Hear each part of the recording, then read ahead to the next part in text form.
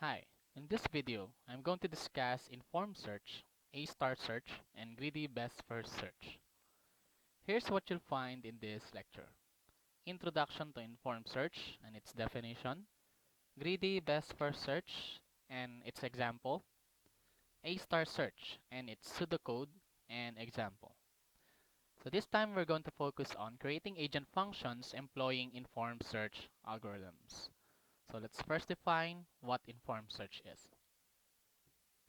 Informed search, according to Grosson and Abraham, is also called directed or heuristic search, tries to reduce the amount of search that must be done by making intelligent choices for the nodes that are selected for expansion. So informed searches employ heuristics to guide decision making. So when we say heuristics, these are the criteria, methods, or principles for deciding which among several alternative courses of action promises to be the most effective in order to achieve some goal. So they represent compromises between two requirements: the need to make criteria simple, and at the same time the desire to see them discriminate correctly between good and bad choices. So basically, heuristics is just actually a general idea on the criteria that best discriminates between a good and bad choice relative to a certain goal. Say, for example, in terms of search algorithms or search problems, a heuristic can be the length of the line connecting 2 points. Remembering that whenever you choose heuristics, a particular heuristics needs to fit a given problem. So there's no one heuristics that fits all the problems. So let's take a look at an example of informed search. Say we have the greedy best first search algorithm. So this algorithm employs a heuristics that is based on the estimate of which among the successor node is closest to the goal. Given this configuration, what greedy best first search will actually do is among the successor nodes, this algorithm will pick the node that is seemingly closest to the goal without having to actually inspect the actual path going to the goal. And since the algorithm is greedy, once a path is chosen, it already committed itself to exploring or expanding that path. Now the problem with that is, since the actual path was just estimated, when you actually traverse that path and encounter an obstacle, just like in this figure, that path will eventually prove to be suboptimal. So, but if you enhance your heuristics more and not be greedy, we'll basically see that it isn't always the best or the first best choice that actually lead the best path to the goal. Say for example, here we have a graph, S, A, C, B, D, B, G. So our goal is to, from this starting state, which is S, we have to traverse these nodes to get to G. Okay. So as you can see, each edges has its own path cost, just like in UCS. But in greedy best first search, we're not going to base on that path cost, but instead we're going to make some heuristics. Okay, so we will check which among these nodes that is seemingly closer to our goal. Okay, so let's say from the starting node to G, we have 12 as the heuristic value. From A to G, so A to G has a heuristic value or cost of 7. From B to G, we have a heuristic cost of 6. C to G has 5 heuristic cost. And G to G, well, of course, it's 0. Okay, so from itself. So now we will check from these two successor nodes, which do you think is closer to the goal? So as you could see here, B is closer to our goal compared to A. So I mean to say we're going to expand B in this case. Okay, so A to G is 7 as our estimation, on our estimation. B to G is 6, so I mean to say we're going to expand B. And then from B, the successor nodes is C and G. So as we check, so from C to G, we have 5. And then g to g, well, of course, you're going to traverse to itself. So that's 0. So since g has a lower heuristic value, so I mean to say we're going to traverse to that node. Okay, and that's how we come up to our solution. Okay, so SBG. Now, one possible adjustment is making sure that the nearest node to the goal is also the shortest path going to the goal. Okay, so as you could see here, in greedy best first search or in a greedy algorithm, it's not always, or it doesn't ensures optimality. Okay, so here, as you can see, if you're going to base our answer, since it leads to a solution, it is acceptable. Okay, however, if we're going to use a UCS, we were able to conclude that the path that we have chosen from SBG is suboptimal only. Though it's a solution, but it is not the best solution that we could get. But instead, if we're going to traverse from S, A, C, G, we're going to have a path cost of 10. But compared to the path that we have taken from SBG, it cost us 6. Or sorry, it cost us 13. 7 plus 6 is 13. Okay? So that's why we have to make sure that the agent will choose the shortest path that is near to the goal. And luckily, there's an algorithm that does exactly that. Okay, so we will now look at one of the most successful search algorithm, which is the A-star search.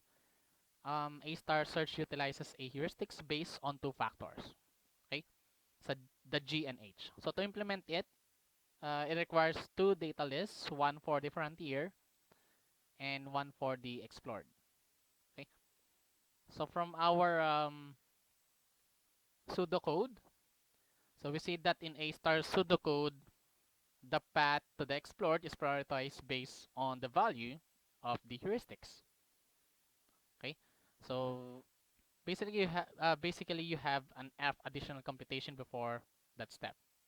Okay, so in order for us to compute for that f of n, uh, the two factors are considered in A star search. Okay, so those are actually the sum of the two factors considered in UCS and BFS or greedy BFS.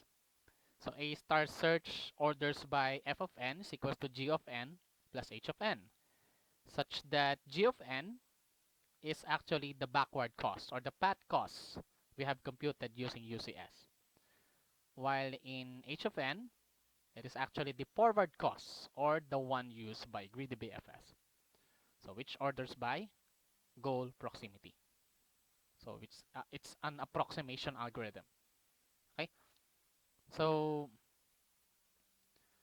we have here a visualization using a state space graph in a search tree.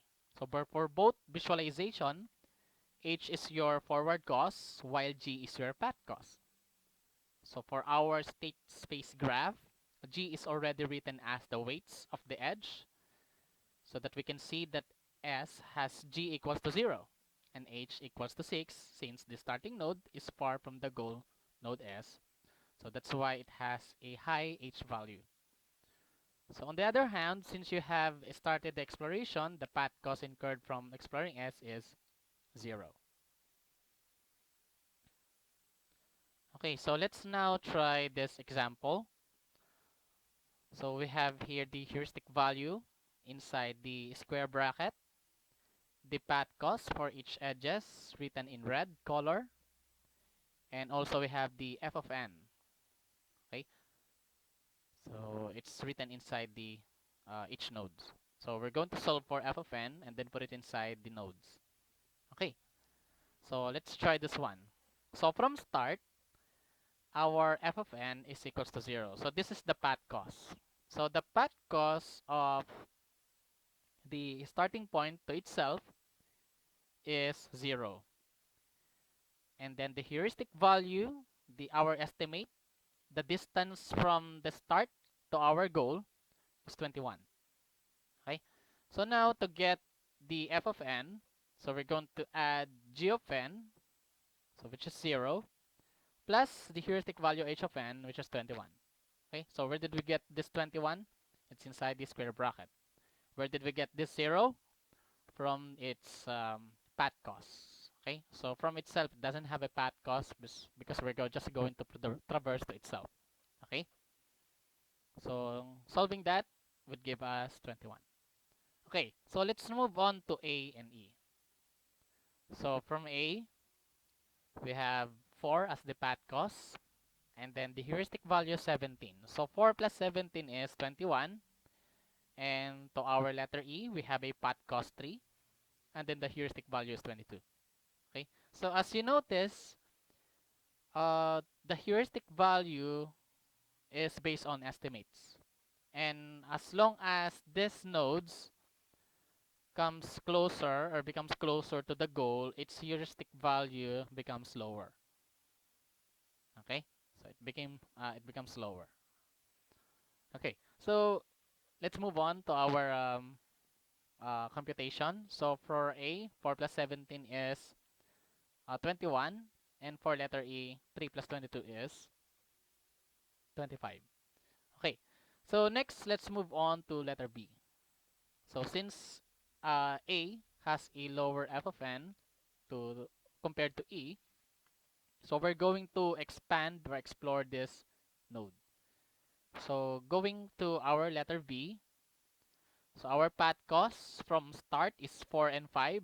So 4 plus 5 is 9, and then the heuristic value is 15. So 9 plus 15 is 24, and then the path cost for start to letter D is 4 and 5 also. So that's 9, and then the heuristic value for D is 14. So 9 plus 14 is 23. So giving us the B, which has f of n of 24, and D, which has 23. So that means we're going to expand D because it has a lower f of n. Okay, so going to letter C. So from start, we have 4, 5, and 5. Okay, 4, 5, and then 5. So that's 14. And then the heuristic value of C is 8. So 4 plus 5 is 9 plus 5, 14, plus 8 is 22. And then for letter F, so 4 plus 5 is 9, plus 3 is 12, plus 9 as its heuristic value would give us 21. Okay, so we're going to expand 21 here from F to our goal. So from the starting node, 4 plus 5 is 9. 9 plus 3 is 12. 12 plus 8 is 20. Okay? And then, of course, our path cost to our goal is 0. Okay? So since the goal is 0 to itself. Okay? So 20 plus 0 would give us 20. Okay? So our estimate is actually 21. But when we explored this path here, we only got 20. Okay? So we overestimated this one. Well, that's good. That's fine. At least we got a lower goal or path cost for this one. Okay, so that's it for our A star search. Okay, so that's it. We have the seen how exploration for informed searches. So it is heavily reliant on the right theories. Now let's wrap up our discussion on problem solving. So example, we have a grass that the grass robot or robot agent. So the main goal of our agent is to cut the grass given a number of plants for this example. So on this we have a question here, how many states? So let's say we have two plots with the position of A and B times 2 square. So the possible configuration of the environment is 8. So it looks something like this. Okay, so there is a grass that has a grass cutting robot, a grass that doesn't have, or let's say our robot is in plot B and plot A is still has a grass. Okay, or let's say our grass, or let's say our in plat B, so it's already cleaned, and then our robot is in plat A, cleaning the rest of the grass. Or let's say in our in plat A it is already clean, and then our grass cutting robot is still cleaning in our um, let's say in plat B. Okay. Or another state is from here we have a grass cutting tool, but all of the plats are now clean. Okay. Or let's say our grass cutting robot already finishes its plat and then going to the next one, plat B. Or let's say our grass cutting robot has already finished cutting the grass on our plat B and still have to cut the grass from our plat A. Okay, so that's all for now. Thank you for watching this video.